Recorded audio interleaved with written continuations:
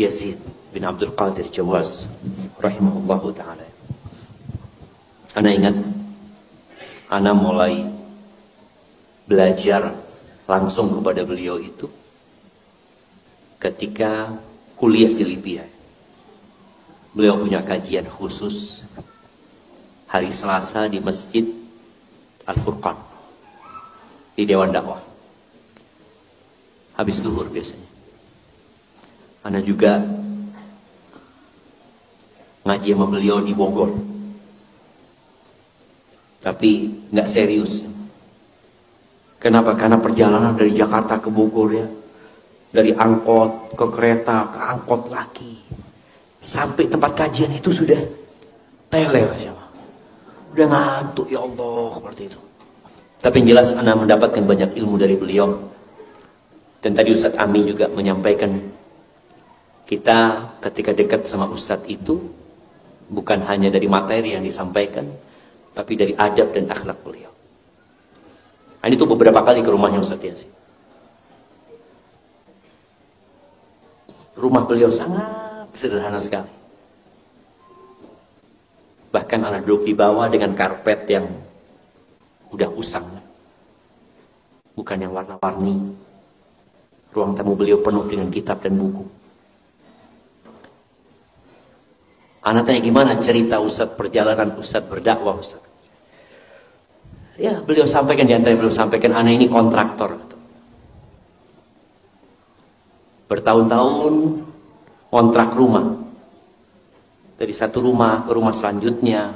Nanti gak diperpanjang 2 tahun. Ada yang pernah lama sampai 4 tahun kata dia. Kata beliau yang paling capek itu mindah kitab, kata dia. Ini menunjukkan bahwasanya beliau terus belajar, nggak pernah berhenti belajar.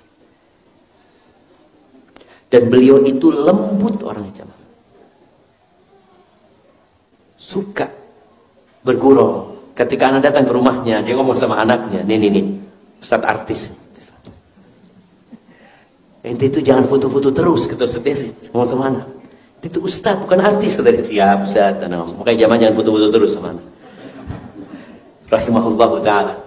Sama Ustadz Fathi juga. Sampai terakhir ya, anak kalau mau cerita beliau panjang ya. Karena waktu kita sini nanti insya Allah kalau ada waktu. Karena udah malam. Tapi enak cerita kalau sebelum tidur sebenarnya.